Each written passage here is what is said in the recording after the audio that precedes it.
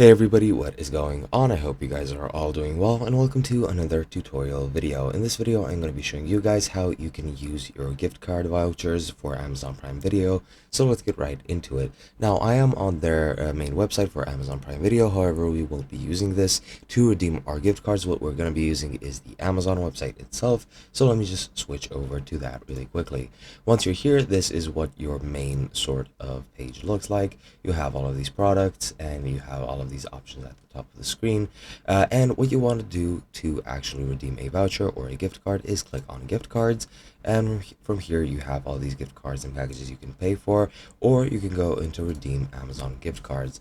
Now, as you can see here, you have the code space where you need to enter the code. The code is located on the gift card, or you've received it digitally through the email or whatnot, so you can very easily just enter it here and apply it to your balance. Now, as you can see, as it is mentioned, dashes are not required, so just enter the digits and the letters and click apply to your balance, and that should be it.